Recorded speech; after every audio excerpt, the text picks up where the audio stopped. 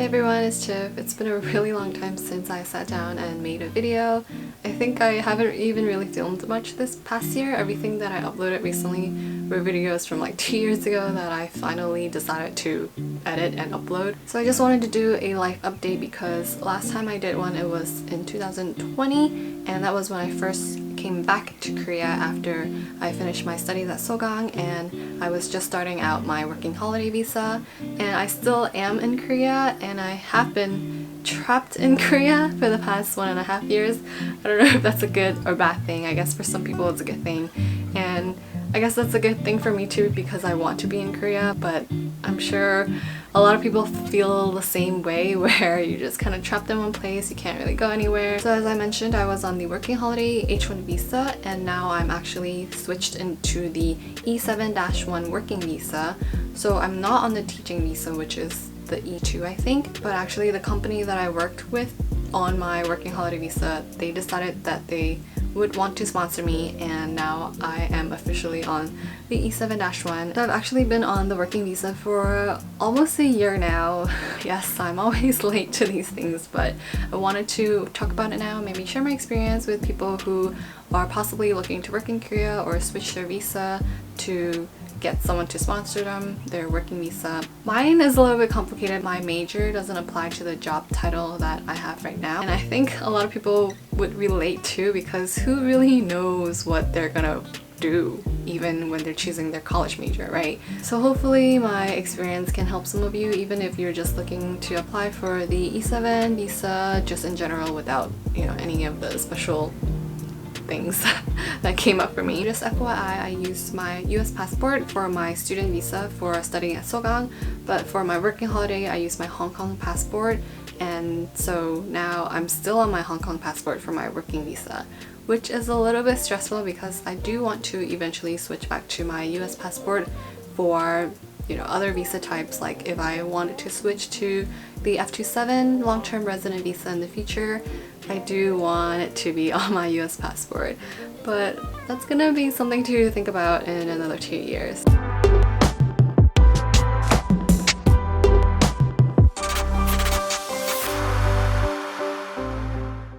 Let's talk about the E7 requirements first. So again, I'm on the E7-1, which is gonna have different requirements if you're applying for teaching visa, because that's like a whole like criminal background, I don't even know. But E7-1, it's really just based on your work experience, college experience, why you need to be hired for this company. Just a note, I applied for this during the whole COVID era, so some passports, like I think even if you're on the US passport, if you're switching between visa types, you have to leave Korea and then come back. And for me, because I was on the Hong Kong passport, I didn't need to leave Korea. There might be exceptions now because of COVID, but you'll have to check. Just a basic timeline, I had my working holiday visa starting February of 2020, and I applied for the working visa in December of 2020. So I was on my working holiday for about 10 months, and then now it's also been on my working visa for about 10 months. And yeah, let's get into it. This is just my experience and the stuff that I prepared for my application. So with the basic requirements, I'm gonna have to read off the list because it's a bunch of stuff. First, obviously, you'll need the application form for change of status of sojourn. So in Korean, it's 통합 신청서. It's the basic application form that you find at the immigration office. You just have to tick the right box. You'll need your bachelor's degree or just your degree certificate, your diploma, I think it's called. Some places ask for the original copy. Obviously, I don't want to give my original, so I made a copy on a nice thick paper and I postled it. I think I have a copy. This is my original diploma. Really big. I'm not gonna show the front. So, you know, typical diploma, and then I made a copy on like just a paper like this.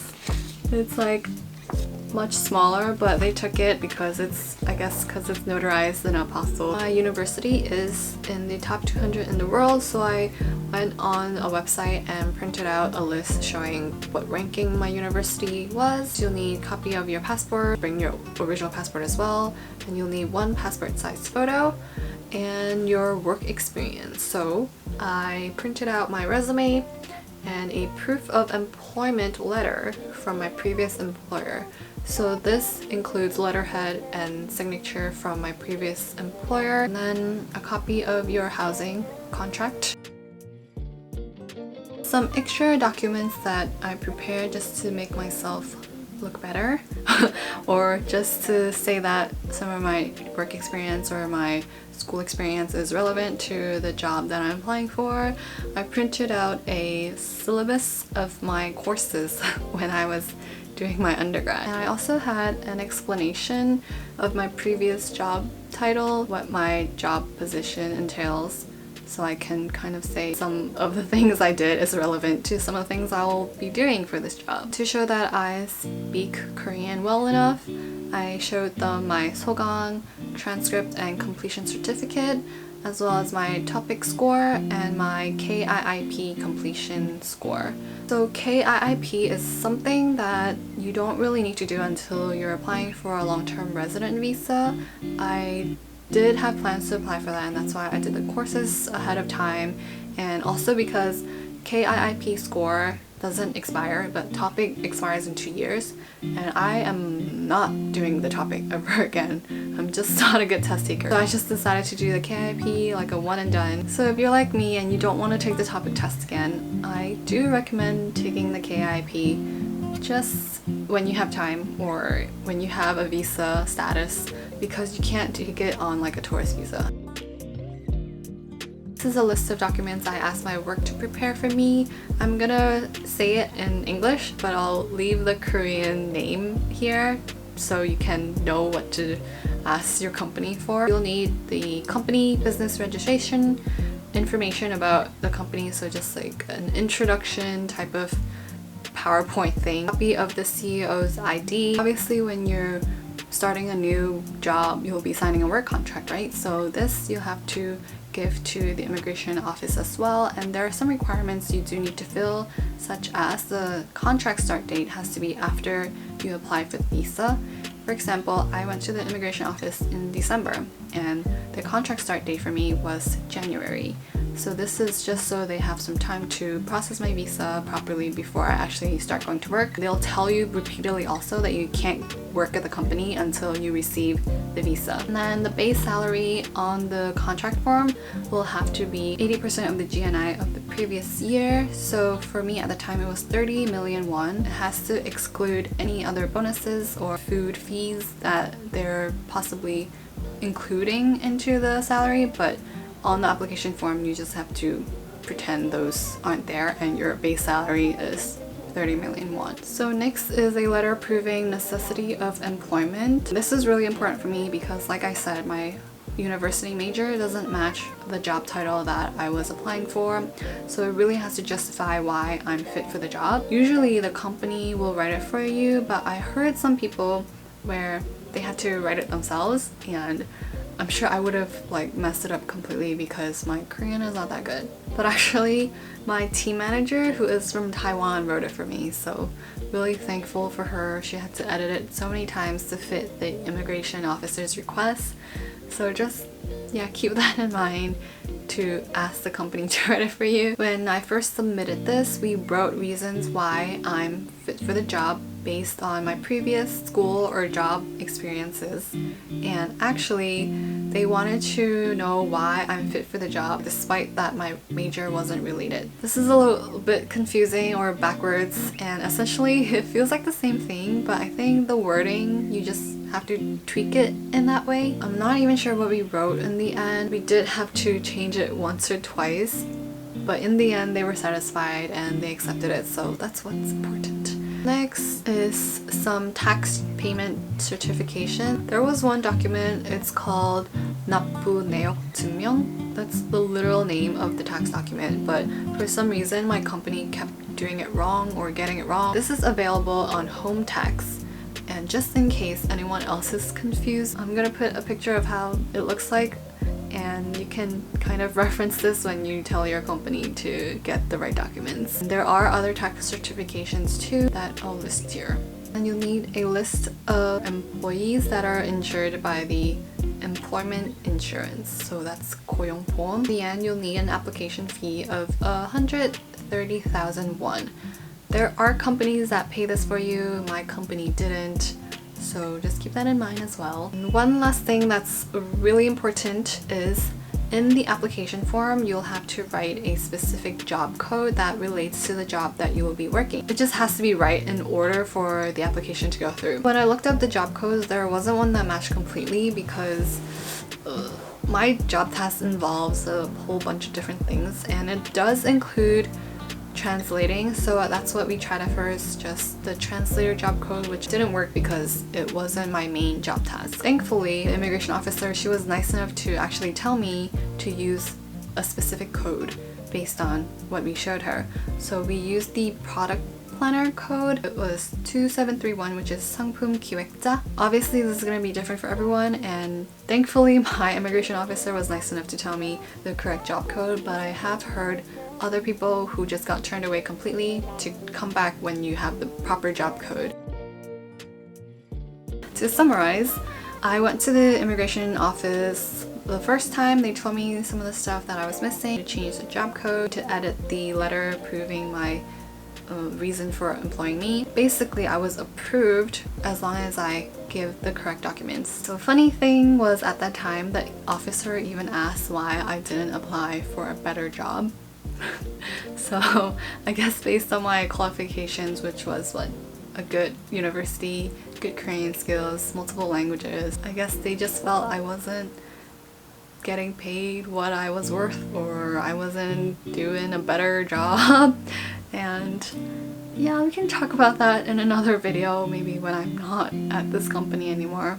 Second time I went again, but there was still a document that was wrong, which is the tax document that I mentioned. And finally my work figured it out and faxed it in for me. I finished applying before Christmas and I got the results after Christmas. So the visa is 13 months long, even though my job contract was 12 months probably, so I have time to extend it or find another job in that time. That is the application process for my E7 visa. Wow, that was really long. And I have been at this company now for about 1.5 years, including my time on the working holiday visa, and there's been a lot of ups and downs through this time, and I think that's normal for a lot of jobs. One thing I do have to appreciate is that we have a pretty good work from home policy since the whole COVID started. My company is actually pretty far from where I live. It's about an hour and 20 minutes commute door to door, but I think since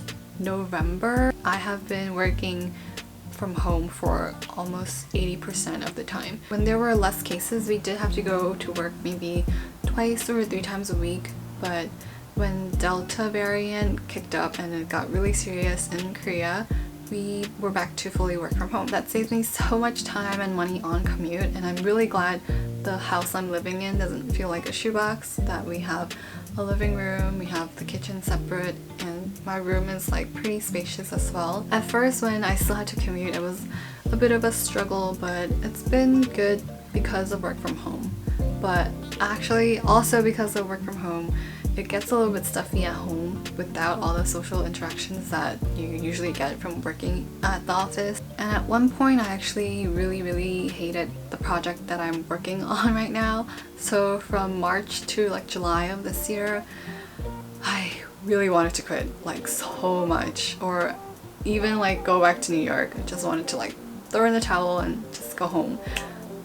But of course I didn't. I'm still here. It's September. I did have a few meetings with my team manager where we kind of like talked it out about what I want to do. To be honest, this is not an industry that I want to stay in anyway, so I decided that I would just stick with this project and just take it easy. Because we're working from home anyway, they let me work from New York.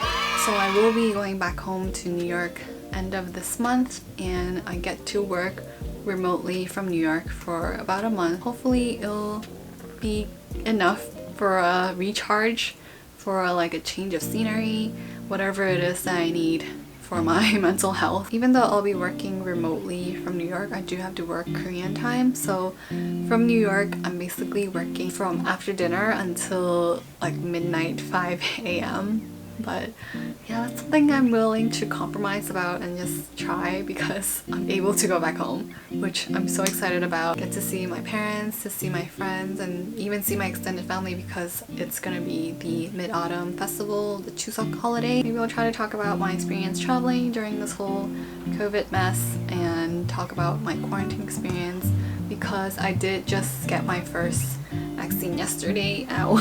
This is the sticker that I got. Band-aid, not even a sticker. Because I'm going home without having my second shot, I do have to quarantine, and yeah, we'll talk about this in another video. Thanks so much for catching up with me, and always feel free to leave me any comments or questions down below, and I'll see you guys in the next one. Bye!